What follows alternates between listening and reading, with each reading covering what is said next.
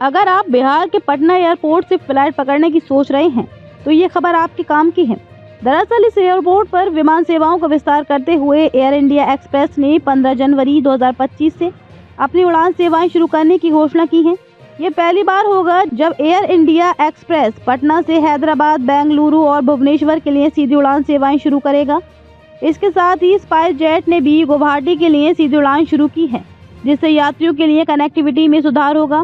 Air India express की पहली flight 15 जनवरी को सुबह 9 बजे बेंगलुरु से पटना पहुंचेगी और 9:35 पर वहां से वापस रवाना होगी। अभी तक पटना एयरपोर्ट पर पहली फ्लाइट एयर इंडिया की थी, जो दिल्ली से सुबह 10 बजे पहुंचती थी। पटना से हैदराबाद और बेंगलुरु के लिए एयर इंडिया एक्सप्रेस की दो फ्लाइट्स और भुवनेश्वर के लिए एक फ्लाइट होंगी। नई उड़ानों के जुड़ने से पटना एयरपोर्ट की कनेक्टिविटी और यात्रियों की सुविधा में बढ़ोतरी होगी। खासकर भुवनेश्वर और गुवाहाटी के लिए सीधी उड़ानों की शुरुआत से इन शहरों के यात्रियों को काफ़ी राहत मिलेगी। पटना एयरपोर्ट प्रशासन ने कहा है कि नई सेवाओं से यात्री भार को संभालने और यात्रियों को बेहतर सुविधाएं देने के प्रयास किए जाएंगे। ये विस्तार पटना को बेहतर हवाई नेटवर्क से जोड़ने के लिए एक महत्वपूर्ण कदम साबित होगा। इस बीच बिहाटा अंतर्राष्ट्रीय एयरपोर्ट को लेकर बड़ा अपडेट आया है। ये एयरपोर्ट टर्मिनल भवन 8 एकड़ में बनेगा। इसके लिए वोज्रो जडिनाई रशियन कंपनी के साथ जॉइंट वेंचर के रूप में भारत की JSCI एजेंसी काम करेगी। ये प्रोजेक्ट 452 करोड़ रुपए का होगा। इस टेंडर में 8 एजेंसियां शामिल हुई थी। सबसे कम लागत पर वोज्रो जडिनाई रशियन कंपनी ही निर्माण के लिए आगे आई। जानकारी के मुताबिक दिल्ली के एयरपोर्ट अथॉरिटी ऑफ इंडिया के समक्ष कंपनी के आला अधिकारी प्रेजेंटेशन कर रहे हैं। किस तरह वे 2 साल में निर्माण पूरा करेंगे। बिहार सरकार ने बिहटा अंतर्राष्ट्रीय एयरपोर्ट के लिए अब तक कुल अधिग्रहित 126 एकड़ जमीन में से 108 एकड़ जमीन एयरपोर्ट अथॉरिटी ऑफ इंडिया को दी है।